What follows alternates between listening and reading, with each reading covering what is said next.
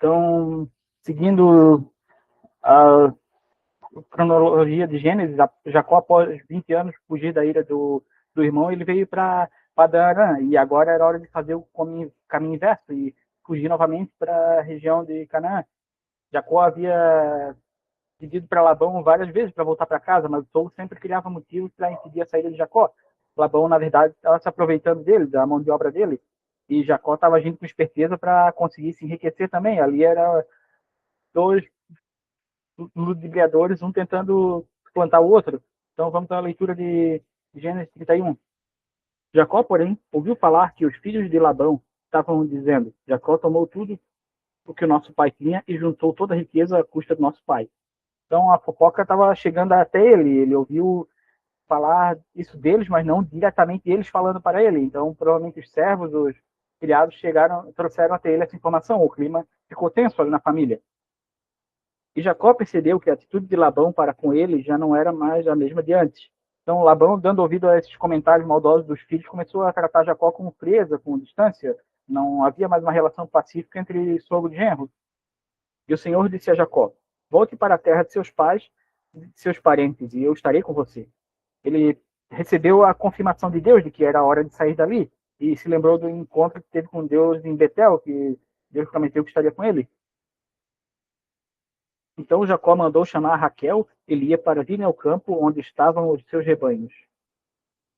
Ele chamou as esposas até o campo para que outras pessoas não ouvissem o que eles iriam discutir nesse momento. Eles queriam privacidade, não queriam que essa conversa vazasse. Ele lhes disse: vejo que a atitude de seu pai para comigo não é mais a mesma, mas o Deus de meu pai tem estado comigo. Vocês sabem que trabalhei para seu pai com todo empenho, mas ele tem me feito de tolo, mudando meu salário 10 vezes. Contudo, Deus não permitiu que ele me prejudicasse. Então ele lembra a elas o quanto estava sendo enganado pelo sogro. A mudança de salário 10 vezes aqui pode não ser literal, mas um recurso narrativo para descrever as constantes mudanças que ele sofria. É comum esse recurso narrativo no judaísmo. É como hoje em dia, quando a gente diz que falou 1000 vezes alguma coisa, não significa literalmente que a gente falou 1000 vezes, é uma chamada hipérbole, um exagero narrativo. Se ele dizia: as crias salpicadas serão o meu salário, todos os rebanhos geravam filhotes salpicados. Se ele dizia: as que têm listras serão o seu salário, todos os rebanhos geravam filhotes com listras. Foi assim que Deus tirou os rebanhos de seu pai e os deu a mim. Então Deus viu que ele estava sendo enganado e beneficiou Jacó, às vezes dando a ele a estratégia correta, como a gente viu lá no capítulo 30, que ele teve a estratégia de colocar os rebanhos bebendo água em frente a varetas na horizontal para fazer os filhotes nascer listrado. Ele ia utilizando esses recursos para induzir as crias a nascerem com as características que seriam o rebanho dele. Estamos aqui no 10.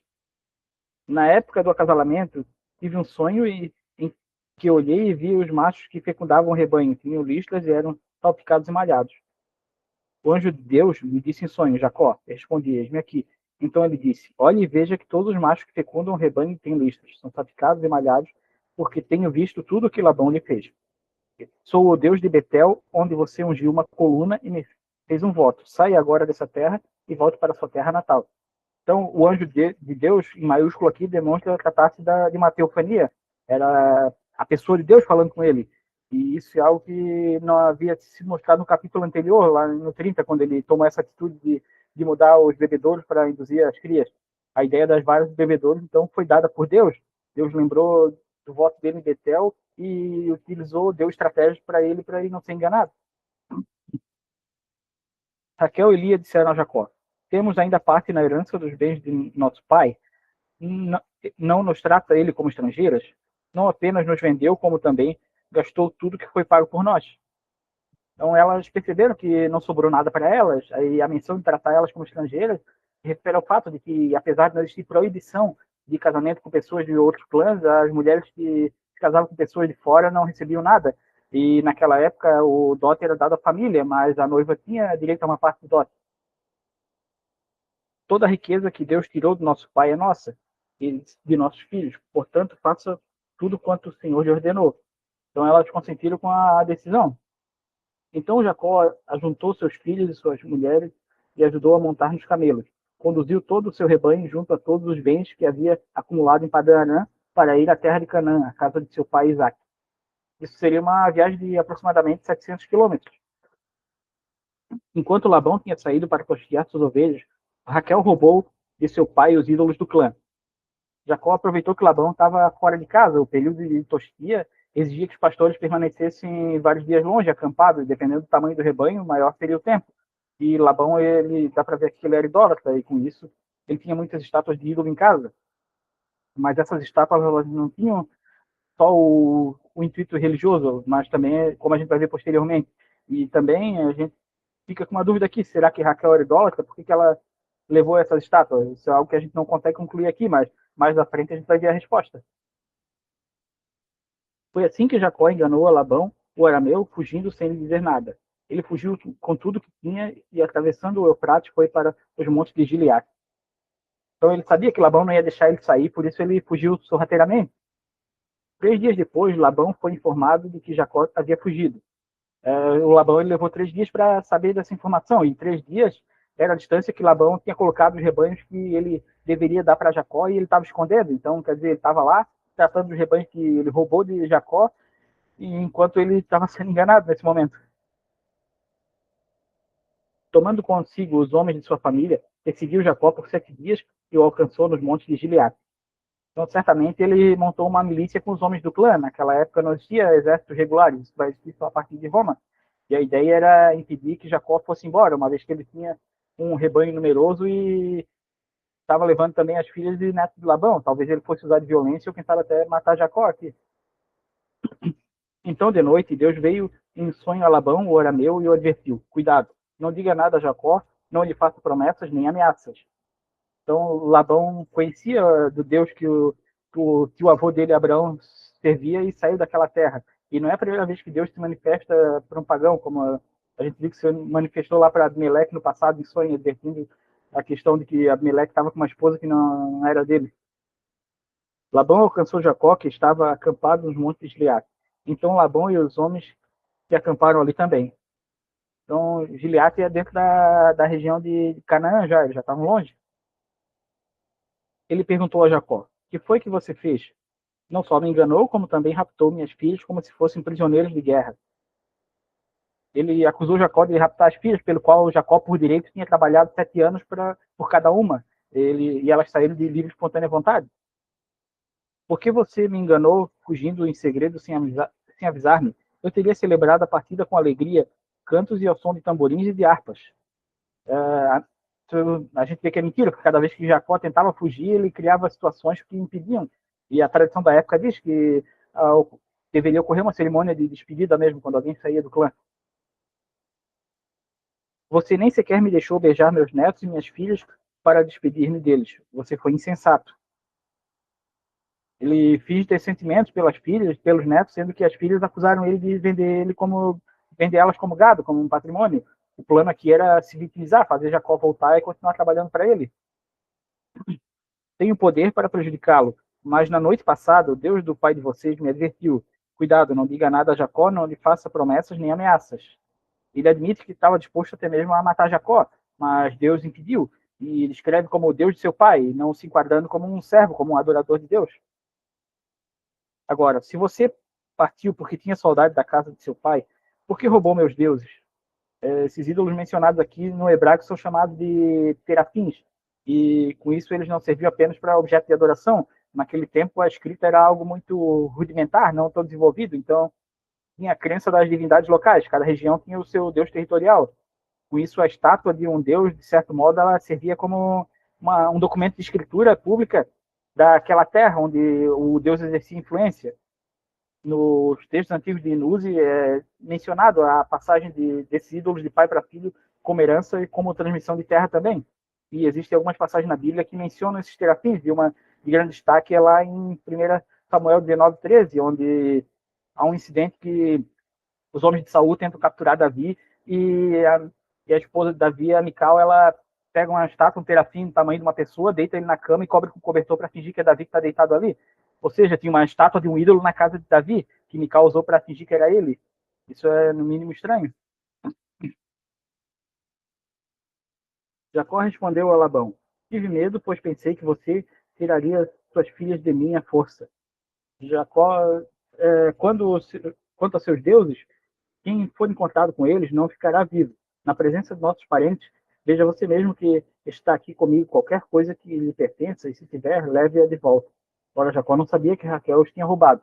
Então, ele não fazia ideia do que a Raquel tinha feito. Ele tinha a consciência tranquila e, por isso, ele permitiu que Labão fizesse uma operação pente fino, uma revista geral na caravana, tenda por tenda, ou mala por mala, para ver se encontrava esses objetos que Labão estava acusando ele de ter furtado. Então Labão entrou na tenda de Jacó e nas tendas de Lia e de suas duas servas, mas nada encontrou. Depois de sair da tenda de Lia, entrou na tenda de Raquel. Raquel tinha colocado os ídolos dentro da cela do seu camelo e estava sentada em cima. Labão vasculhou toda a tenda, mas nada encontrou. Raquel disse ao pai: Não se irrite, meu senhor, por não poder me levantar em sua presença, pois estou com o fluxo das mulheres. E ele procurou os ídolos, mas não encontrou. Então, a Raquel talvez tenha herdado essa astúcia do pai, porque ela finge que está no ciclo menstrual para não se levantar de onde ela estava escondendo os ídolos embaixo dela. E o ato dela estar sentada sobre a estátua já demonstra que para ela esses deuses não representavam poder nenhum, era só a questão patrimonial das terras mesmo. Futuramente, Moisés, lá em Levítico 15 e 20, vai estabelecer que o lugar onde uma mulher no período menstrual se assenta seria considerado impuro. Possivelmente isso fez com que Labão não tivesse interesse em procurar embaixo dela. Muitas leis de Moisés já eram aplicadas nessa época. Jacó ficou irado e queixou-se a Labão: Qual foi meu crime? Que pecado cometi para você me perseguir furiosamente? Então agora Jacó já começa a defesa das acusações, uma vez que Labão não encontrou nada de irregular ali no acampamento. Você já vasculhou tudo que me pertence, encontrou algo que lhe pertença? Então coloco tudo aqui na frente dos meus parentes e dos seus e que eles julguem entre nós dois. Então ele não tinha nada roubado e os parentes mencionados aqui são as testemunhas de que estava tudo certo. 20 anos estive com você. Suas ovelhas e cabras nunca abortaram e jamais comi um só carneiro de seu rebanho. O cuidado dele com o rebanho era com muito esmero. O Jacó era um bom pastor. Eu nunca levava a você os animais despedaçados por feras, eu mesmo assumia o prejuízo. E você pedia conta de todo animal roubado de dia e de noite. Então Jacó ficava com prejuízo quando algum animal morria, ele abatia do próprio rebanho dele para não subtrair do rebanho de Labão. O calor me consumia de dia, o frio de noite e o sono fugia dos meus olhos. Ele era um pastor zeloso que passava o tempo todo lá junto com o rebanho, cuidando para não ser devorado por feras. Então a vida dele era dedicada 100% ao trabalho. Foi assim os 20 anos em que fiquei em sua casa. Trabalhei para você 14 anos em troca de suas filhas e 6 anos por seus rebanhos. E 10 vezes você alterou o meu salário. Ele joga na cara de Labão que se não fosse tudo que ele tem ali é de direito dele. A esposa ele trabalhou, o rebanho ele trabalhou, então tudo isso nada era de Labão. Ele tinha pago por isso tudo que ele estava levando. Se não fosse o Deus de meu pai, o Deus de Abraão, temor de Isaac, não estivesse comigo, certamente você me despediria de mãos vazias. Mas Deus viu o meu sofrimento e o trabalho de minhas mãos. E na noite passada ele se manifestou em sua decisão. Então ele joga na cara de Labão, que se não fosse Deus, Labão não teria deixado nada para ele. Labão respondeu a Jacó: As mulheres são minhas filhas, os filhos são meus, os rebanhos são meus. Tudo que você vê é meu. O que posso fazer com minhas filhas ou pelos filhos que delas nasceram? Passamos agora eu e você um acordo, que sirva de testemunho entre nós dois. Então, diante dos argumentos de Jacó e da mensagem de Deus, ele acalmou a ira dele. A melhor saída agora seria um acordo de paz. Então Jacó tomou uma pedra e a colocou em pé como coluna, e disse aos seus parentes: Juntem algumas pedras. Eles apanharam pedras e amontoaram. Depois comeram ali ao lado do monte de pedras. Jacó ergueu uma pedra, porque ele tinha um só Deus, e os parentes dele, que eram idólatras, fizeram várias pedras porque eles acreditavam em vários deuses. Cada lado estava evocando o seu Deus como testemunha daquele acordo. E o banquete era a forma de sacramentar essa aliança. Labão o chamou de Jegar Saudita e Jacó chamou de Eleade. Então, ambos nomes significam a mesma coisa. O Jegar Saudita é em aramaico e o Gileade é em hebraico. Labão disse: Esse monte de pedras é uma testemunha entre mim e você no dia de hoje. Por isso foi chamado de Gileade. Foi também chamado Mispá, porque ele declarou que o Senhor nos vigie, a mim e a você, quando estivermos separados um do outro. Se você maltratar minhas filhas ou menosprezá-las, tomando outras mulheres além delas, ainda que ninguém saiba, lembre-se de que Deus é testemunha entre mim e você. Labão estabelece os termos da aliança, e o primeiro termo é relacionado à integridade das filhas dele. Disse ainda Labão a Jacó: aqui estão esse monte de pedras e essa coluna que coloquei entre mim e você. São testemunhas de que não passarei para o lado de lá para prejudicá-lo, e nem você passará para o lado de cá para prejudicar-me. Então, o segundo termo ele é de caráter geográfico e militar. Ambos não atravessariam mais a fronteira que foi marcada com essas pedras. E Abraão, o Deus de Naor, o Deus de pai deles, julgue entre nós. Então Jacó fez o juramento em nome do temor de Isaac, de seu pai Isaac.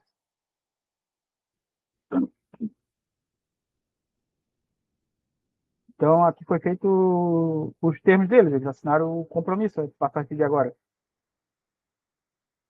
Ofereceu um sacrifício no monte e chamou os parentes que lá estavam para uma refeição. Depois que comeram, passaram a noite ali. Então foi feito um sacrifício em nome ao verdadeiro Deus aqui nesse momento. Na manhã seguinte, Labão beijou seus netos, suas filhas, os abençoou e depois voltou para a terra. E aqui essa é a última vez que a gente vai ouvir falar de Labão em toda a Bíblia. O capítulo mostra que Jacó, mesmo sendo imperfeito, Deus cumpre com a palavra e livra ele das mãos desse homem ímpio. E a gente vê nesse capítulo também aqui a questão do absurdo que é a idolatria. E os homens maus, às vezes, podem disfarçar o discurso deles com falsas boas intenções, como Labão fez, se vitimizando.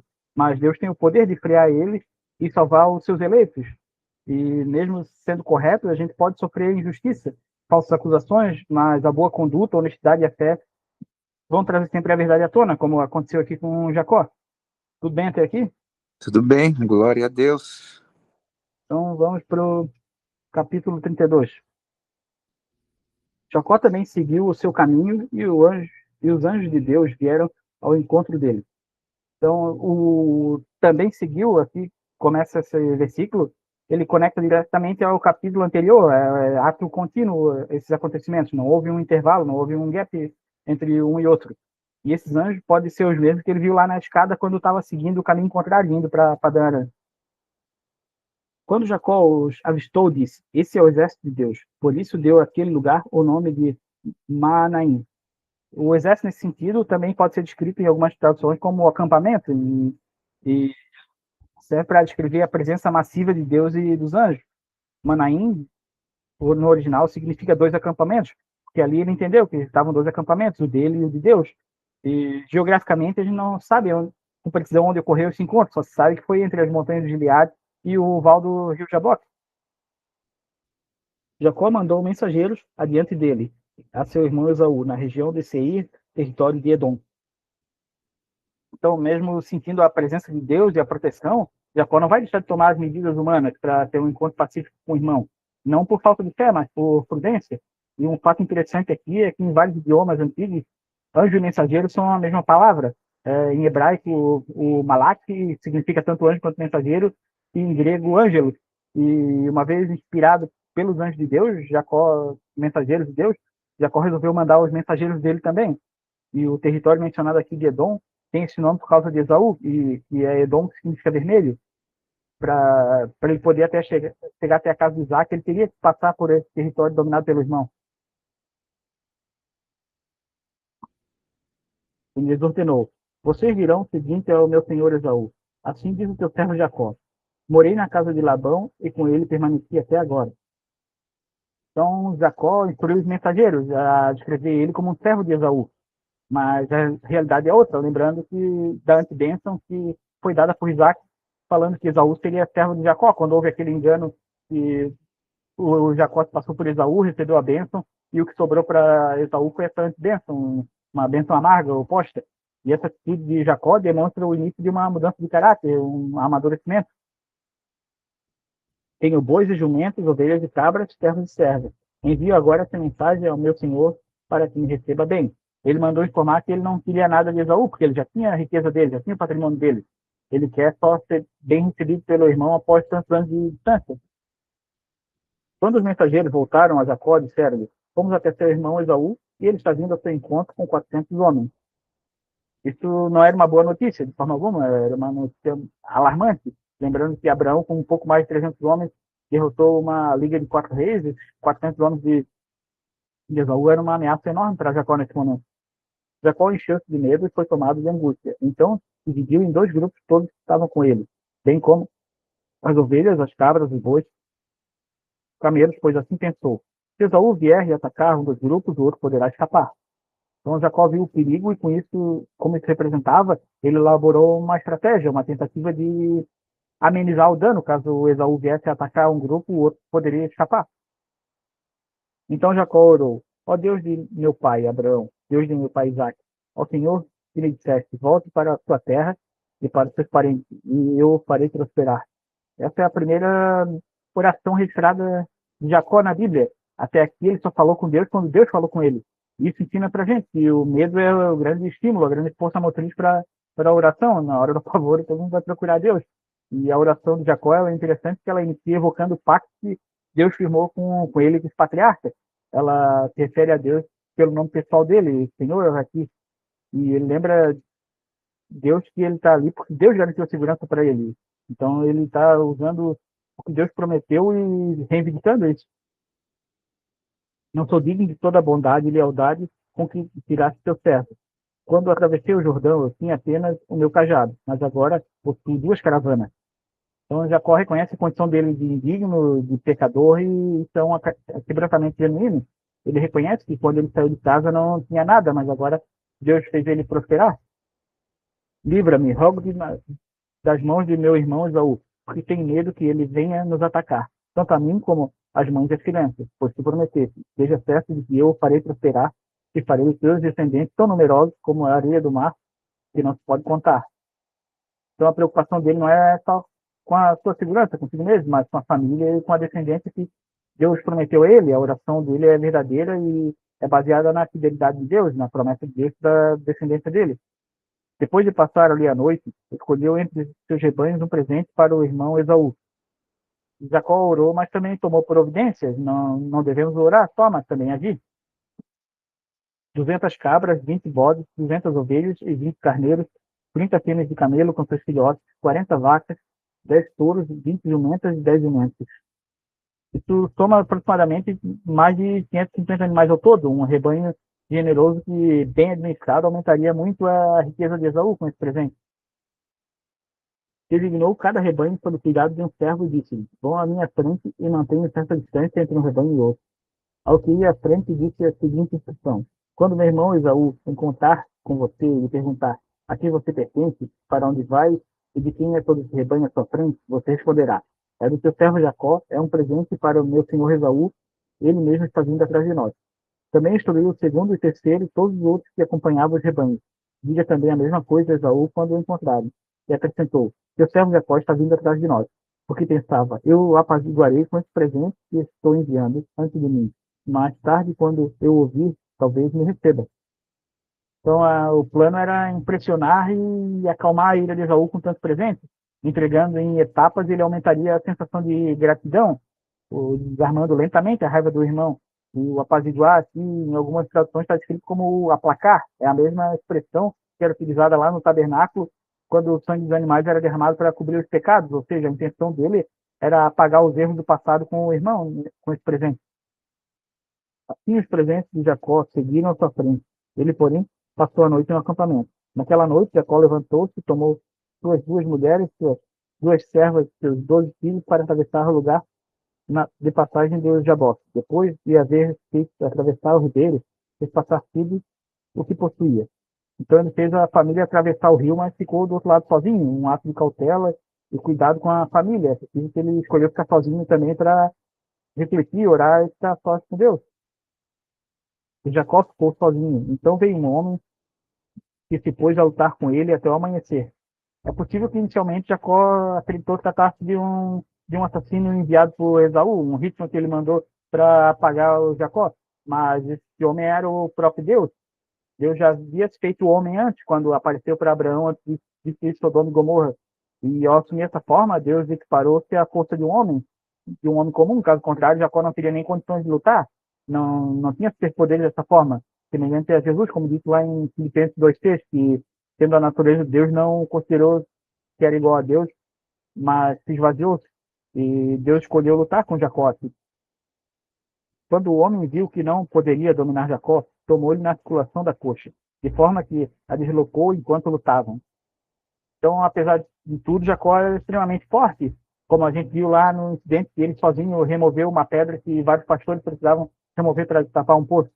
E o texto aqui não se preocupa em explicar por que Deus decidiu lutar com Jacó, mas a gente pode tirar algumas conclusões disso. A primeira é que ele queria quebrantar Jacó, porque Jacó dependesse, para que ele dependesse só de Deus, não mais de si mesmo e da astúcia dele, da certeza dele.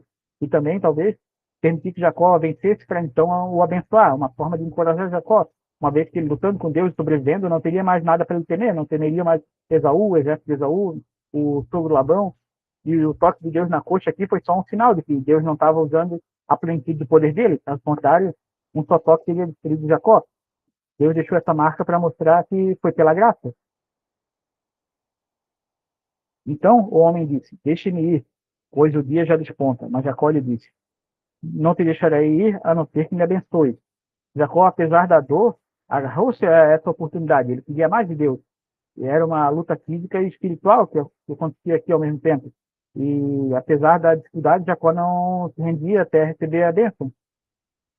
O homem lhe perguntou: qual é o seu nome? Jacó, respondeu ele. Então disse o homem: seu nome não será mais Jacó, mas sim Israel. Se você lutou com Deus e com homens e venceu.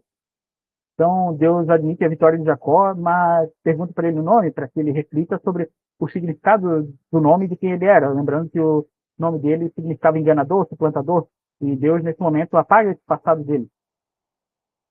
Procediu Jacó: peço que digas o teu nome. Mas ele respondeu: por que pergunta o meu nome? E abençoou ali. Ele sabia que era Deus, mas ele queria mais. E na cultura antiga, saber o nome representava ter grande proximidade, em certos casos até domínio, como quando Deus permitiu que Adão desse nome aos animais. E Deus, conhecendo o coração de Jacó, não se revela com o verdadeiro nome, para que Jacó não caia no erro de se vangloriar ou achar que tem algum poder sobre Deus. A revelação de Deus aqui ela é gradativa e ainda não era o momento dele revelar o seu verdadeiro nome, algo que só vai ocorrer para Moisés lá no encontro dele com Deus na sarça ardente. E esse encontro mudou para sempre a vida de Jacó, a identidade dele, dando um novo nome para ele. Jacó chamou aquele lugar de Peniel, pois disse: vi a Deus face a face e todavia a minha vida foi poupada. Ele reconhece que foi pela graça que ele sobreviveu a esse encontro, como a gente vai ver lá em Oséias 12, do 3 ao 6, que eu vou ler aqui. O ventre da mãe segurou o calcanhar de seu irmão. Como o homem lutou com Deus, ele lutou com o anjo e saiu vencedor. Chorou e implorou o seu favor. Em Betel encontrou a Deus, e ali conversou com ele. Sim, o próprio Senhor, o Deus dos exércitos. Senhor é o nome pelo qual ficou famoso. Portanto, volte para o seu Deus e pratique a lealdade e a justiça. Confie sempre em Deus. Ao nascer do sol, Ô atravessou Peniel. Marcos, desculpa, esse trecho que você leu daí, você pegou um salmo ali? Eu peguei para a gente ler, foi Oséias 12, do 3 ao 6, que é uma menção a esse Ah, acontecimento aqui. tá. Obrigado. Nada. Agora o verso 31. Ao nascer do sol, atravessou Peniel, mancando por causa da coxa. Então, o encontro verdadeiro com Deus requer que hajam mudanças, e às vezes, para frear a natureza humana, essas mudanças podem até mesmo incomodar, como Paulo, que ao conhecer Deus de verdade, ficou com o espinho na carne para manter a humildade dele. E Jacó ficou manco da perna após esse encontro com Deus. Por isso, até o dia de hoje, os israelitas não comem o músculo ligado à articulação do quadril, porque nesse músculo Jacó foi ferido. Esse costume não está escrito na lei de Moisés, de não comer a parte da coxa, mas era algo cultural que o povo antigo seguia. E Jacó, o agarrador de calcanhar, teve o calcanhar tocado por Deus e a vida mudada. Ele era um trapaceiro e certamente ele tinha o gingado, o andar característico dos enganadores. Mas ao encontrar Deus e ter o nome mudado, não mais seria o enganador. E com isso Deus tiraria totalmente qualquer marca daquele passado dele. Não só no nome, mas também fisicamente. O cara que tinha o gingado, o Paranauê de enganador, agora ele ia mancar, era um novo homem. Legal. E a gente vê aqui que Jacó não era um homem de oração no início, mas foi guiado e moldado por Deus, não por merecimento, mas porque Deus escolheu ele pela graça. Verdade. Tudo bem até aqui? Tudo bem. Então vamos para o capítulo 33, que também já é em continuidade, não há um gap entre um e outro. Quando Jacó olhou e viu que Esaú estava se aproximando com os 400 homens, dividiu as crianças entre Lia, Raquel e suas servas. Então ele deve ter visto de longe o exército do irmão se aproximando. Colocou as servas e seus filhos à frente, Lia e seus filhos, depois Raquel com José por último. Então Jacó enfileirou as esposas e os filhos em ordem de importância, deixando os que ele considerava mais importantes por último, para caso Esaú atacasse e conseguissem fugir. Ele mesmo passou à frente ao aproximar-se de seu irmão, curvou-se até o chão 7 vezes. Ele, que antes tinha ficado para trás, agora assumiu a frente. O prostrar-se em terra e encostar o rosto no chão, um sinal de total submissão. Aquele que se passeou pela primogenitura, agora tem uma atitude de servo. Mas Esaú correu ao encontro de Jacó e abraçou-se ao seu pescoço e o beijou, e eles choraram. Então Esaú não se importou com essa formalidade e correu para encontrar o irmão que não via há mais de 20 anos. Em um desfecho surpreendente, tendo em vista toda a tensão que foi criada até esse momento. E o choro dele foi de alegria e alívio, que após tantos anos de rancor, tudo foi esquecido. Esaú perdoou ele. Então Esaú ergueu o olhar e viu as mulheres e as crianças e perguntou: quem são esses? Jacó respondeu: são os filhos que Deus concedeu a teu servo. Ele não soube o que aconteceu com Jacó durante todos esses anos, que ele tinha se casado, tinha filhos, e não sabia nada do irmão. Então as servas e os seus filhos se aproximaram e se curvaram. Depois Lia e seus filhos vieram e se curvaram. Por último chegaram José e Raquel, que também se curvaram. Então toda a família se curvou em submissão a Esaú. Esaú perguntou: o que você pretende com todos os seus rebanhos que encontrei pelo caminho? Ter recebido por si, meu senhor, respondeu Jacó. Então Jacó foi honesto e admitiu a intenção dele. Isso é uma mudança de caráter. Ele não era mais um enganador, era um homem sincero agora. Disse, porém, Esaú: eu já tenho muito, meu irmão. Guarde para você o que é seu. Enquanto Jacó se coloca como servo, Esaú trata ele como irmão. E Esaú também era muito rico, então para ele aquilo ali não fazia muita diferença.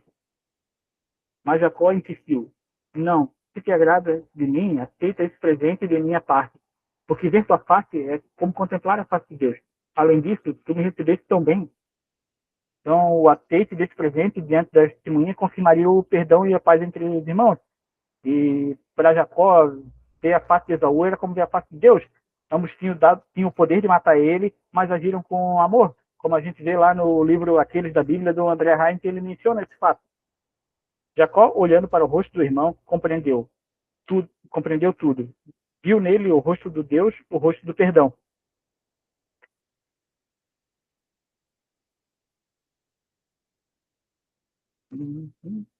Verso 11. Aceita, pois, os presentes que foi trazido, pois Deus tem sido favorável para comigo e eu já tenho tudo que necessito. Jacó tanto insistiu que Esaú acabou aceitando. Então, os presentes eram como uma oferta oferecida a Deus para ele. Utilizada a palavra presente, levando em conta que em hebraico a palavra utilizada para presente é a mesma que bênção. Talvez Jacó estivesse tentando reparar o mal que tinha feito no passado, e a mesma insistência que ele teve com Deus na luta para ser abençoado, agora ele tinha com o irmão para aceitar esse presente. Então, disse Esaú: vamos seguir em frente e eu o acompanharei. Jacó, porém, lhe disse: meu senhor, sabe que as crianças são frágeis e estão sob meu cuidado de ovelhas e vacas que amamentam suas filhas. Se forçá-las demais na caminhada, um só dia que seja, todo o rebanho morrerá. Por isso, meu senhor, vai à frente do teu servo e eu sigo atrás devagar no passo dos rebanhos das crianças, até que eu chegue ao meu senhor em Seir. Então, Esaú queria escoltar Jacó até a casa dele. Seria uma viagem de 160 quilômetros para o acampamento de Esaú. É possível que, apesar do encontro fraternal, de toda a emoção, Jacó ainda tivesse com medo, com uma certa paranoia. E a culpa dele é pautada. E ele queria uma desculpa para isso. Ele, para não ficar junto com o irmão, temendo que o irmão pudesse atacar ele, ele justifica que as crianças andam devagar, os rebanhos, os filhotes andam devagar e não conseguiria caminhar na velocidade de Esaú e daqueles soldados que foram com ele. Esaú sugeriu: permita-me então deixar alguns homens com você. Jacó perguntou: mas para que, meu senhor? Ter sido bem recebido já me foi suficiente. Então ele dispensa com a justificativa de que o mais importante ele já recebeu, que é o perdão do irmão. Naquele dia, Esaú voltou a Seir. Jacó, todavia, foi para Sucote, onde construiu uma casa para si e abrigos para seu gado. Por isso o lugar recebeu o nome de Sucote. Então Jacó não cumpriu o combinado e desviou de rota, indo para outro caminho. Sucote significa cabana. E pode ser que, tanto por medo de Esaú, que ele tomou essa decisão, quanto por considerar que Seir não teria pasto suficiente para comportar tantos rebanhos. Poderia gerar uma discórdia por questão de pasto, de água, o rebanho tão grande de Jacó e de Esaú no mesmo local. E além do fato de Seir, esse lugar que Esaú vivia, era fora da região de Canaã, onde Deus tinha prometido para ele a terra. Ele estaria saindo do propósito dele se ele fosse para essa região. Tendo voltado a de Padã Arã, Jacó chegou a salvo na cidade de Siquém, em Canaã, e acampou próximo à cidade. Quem ficava dentro de Canaã era praticamente o centro da região. E nesse lugar, Abraão construiu um altar junto aos carvalhos de Mane no passado. E essa região também ela era governada pelos heveus, um rei chamado Ramor, cujo filho, chamado Siquém, vai protagonizar um incidente com a filha de Jacó, Diná. Por 100 peças de prata, comprou dos filhos de Ramor, pai de Siquém, a parte do campo onde tinha armado acampamento. Ali edificou um altar, ele chamou de El Elohe Israel. Então, esse é o primeiro altar que Jacó ergue dentro da terra prometida por Deus, um espaço de terra que era dele por direito agora. O nome do altar significa Deus, o Deus de Israel. E lá em João 4,6 é mencionado que nesse local Jacó abriu um poço, onde a gente vai ver Jesus parando nesse poço e se encontrando com a mulher samaritana.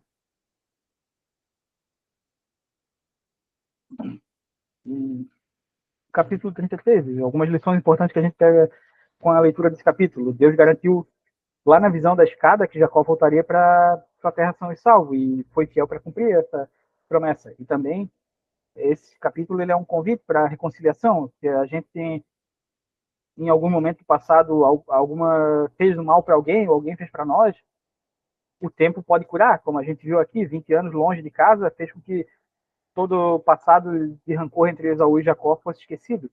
Jacó precisou ser quebrantado para Deus agir na vida dele, como a gente vê aqui. Deus às vezes quebra a gente para que fique evidente que a bênção que a gente recebe não vem de nós, não vem do nosso esforço, mas vem da graça e da misericórdia dele. É verdade. Bem, até aqui? Tudo bem, Marco. Então vamos para o capítulo 34, onde vai ter um incidente com Diná em Siquém. Certa vez, Diná, filha que Lia dera a Jacó, saiu para conhecer as mulheres daquela terra. Siquém, filho de Ramor, o Eveu, o governador daquela região, viu-a, agarrou-a e a violentou. Então Diná, por curiosidade, saiu para ver como as mulheres cananéias viviam e se comportavam. Talvez ela tinha uma cultura totalmente diferente das israelitas. Mas ao invés de ver, ela foi vista. Até tem um trocadilho aqui. Quem foi ver, foi visto. E ela se expôs a um perigo por inocência.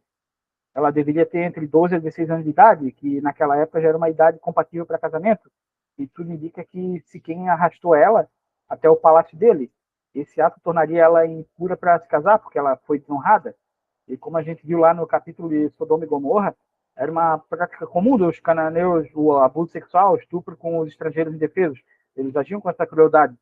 E o povo hebreu considerava isso uma coisa muito grave, porque ela não poderia, ainda mais porque foi um sujeito não circuncidado que fez isso.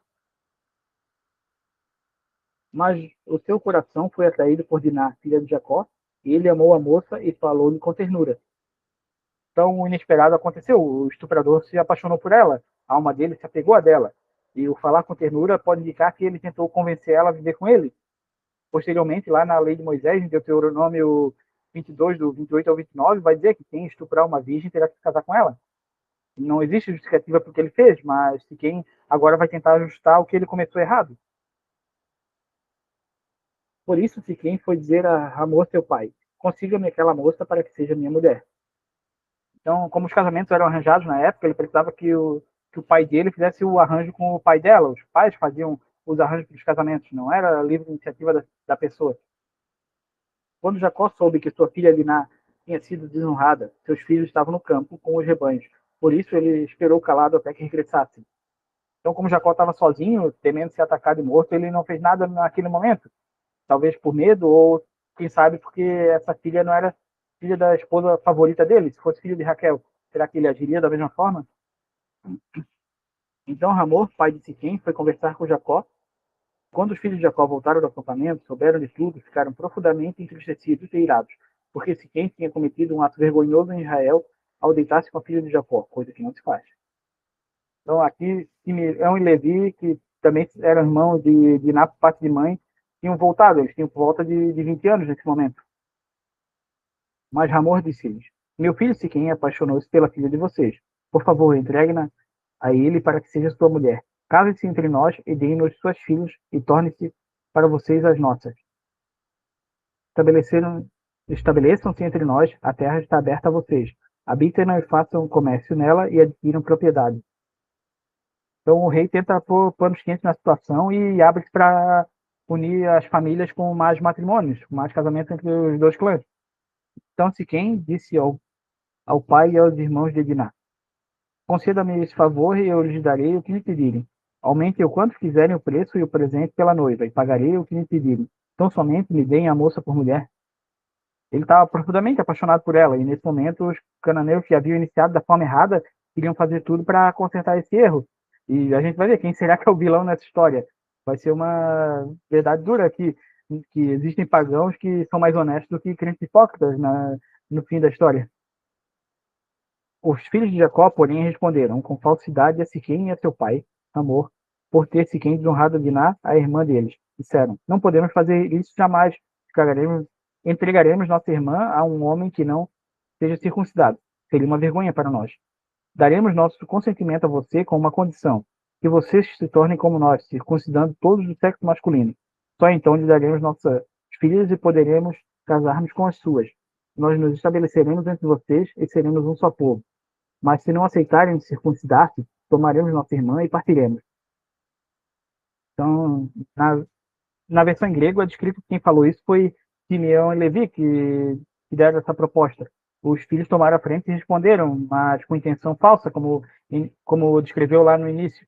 Isso não foi por zelo pelas coisas de Deus, eles se preocupavam mais com a imagem a zelar, com a reputação, para não parecer fraco diante dos inimigos. Era o tipo de acordo que eles nem poderiam fazer de verdade, uma vez que a ordem de Deus é que não se casasse com outros povos, com os cananeus. A proposta deles pareceu boa a Hamor e a seu filho Siquém. Eles caíram na conversa dos filhos de Jacó. O jovem, que era mais respeitado de todos do clã da casa de seu pai, não demorou para cumprir o que pediram, porque realmente gostava da filha de Jacó. Siquém imediatamente já se circuncidou para poder se casar logo. Ele tinha urgência em se unir com ela dentro da legalidade. Assim, Hamor e seu filho Siquém dirigiram-se à porta da cidade para conversar com os seus concidadãos e disseram: Os portões da cidade eram onde os pronunciamentos oficiais e decretos eram declarados para toda a população. Esses homens são de paz. Permitam que eles habitem em nossa terra e façam comércio entre nós. A terra tem bastante lugar para eles. Poderemos casar com suas filhas e eles com as nossas. Mas eles só consentirão em viver conosco como um só povo, sob a condição de que todos os nossos homens sejam circuncidados como eles. Lembre-se de que os teus rebanhos, os teus bens e todos os outros animais passarão a ser nossos. Aceitemos, então, a condição para que se estabeleçam em nosso meio.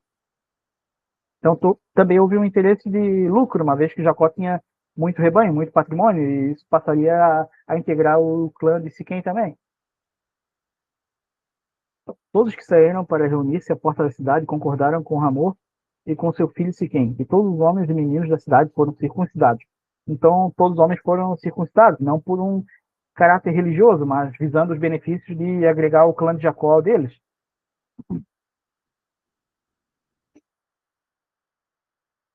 Hoje, quando ainda sofriam dores, dois filhos de Jacó, Simeão e Levi, irmãos de Diná, pegaram suas espadas e atacaram a cidade desprevenida, matando todos os homens. Então, por se tratar de um procedimento cirúrgico, é possível que os homens estivessem com febre, inflamação, abatidos com o pós-operatório. E Simeão e Levi premeditaram isso e no momento certo de atacar, porque eles sabiam que os homens de quem não conseguiriam se defender. Aparentemente, esse ato foi praticado só pelos dois. mas talvez eles acompanharam outros homens do clã.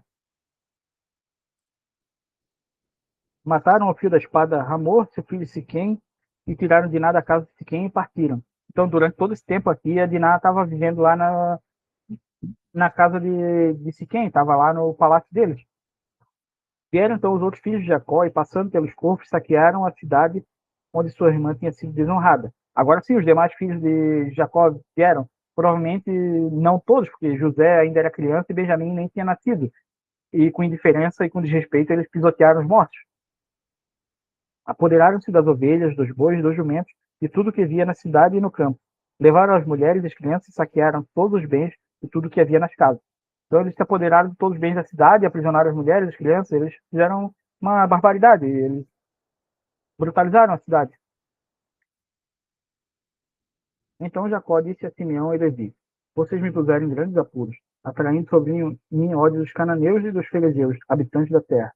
Somos poucos, e se eles juntarem suas forças e nos atacarem, eu e minha família seremos destruídos. Então aqui Jacó fica preocupado somente consigo mesmo, não com a filha ou com a crueldade dos filhos.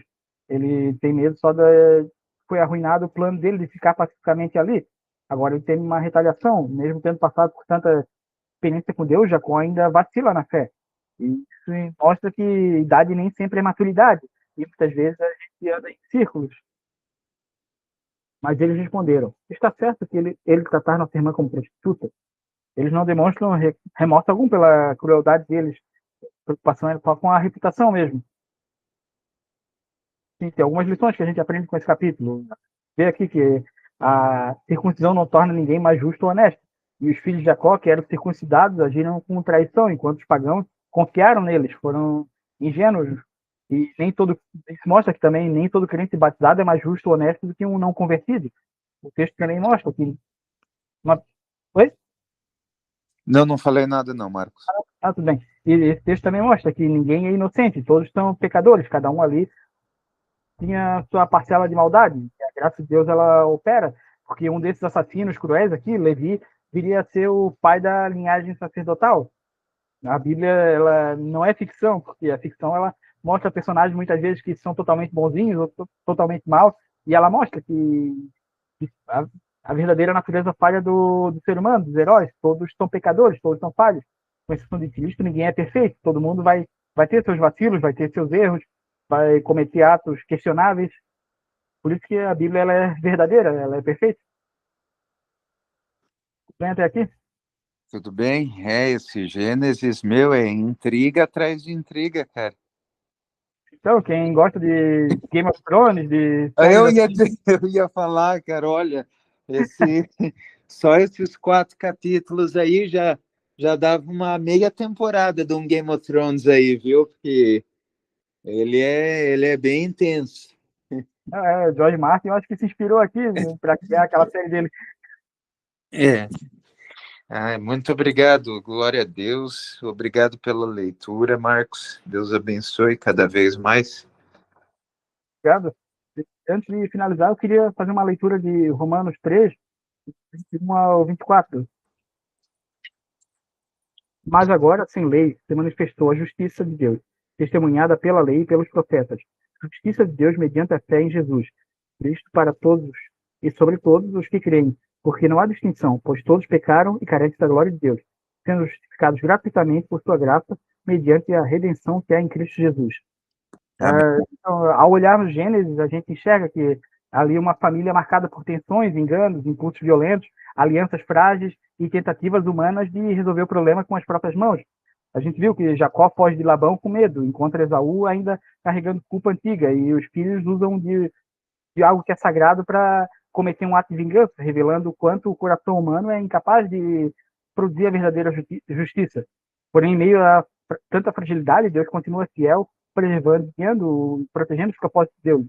É justamente esse contraste que a gente vê aqui com o Romano, que ilumina que a justiça que a gente precisa não nasce da nossa própria força, ou moralidade, ou desempenho, ou habilidade nossa, mas da graça de Deus revelada em Cristo. E assim como Deus intervém na história de Jacó, apesar das falhas dele, ele também intervém em nossa história, oferecendo uma justiça que não conquistamos, mas recebemos gratuitamente. Gênesis mostra o quanto as pessoas são falhas, Romanos mostra o quanto Deus é grandioso. E essa é a esperança que sustenta, não porque a gente é definido pelo caos que produzimos, mas pela justiça que Deus se manifesta em Jesus para nos restaurar, né? Amém. Então, obrigado pela participação no estudo de hoje. Semana que vem a gente continua. Obrigado pela leitura. Semana que vem a gente continua. Até semana que vem, tchau. Valeu.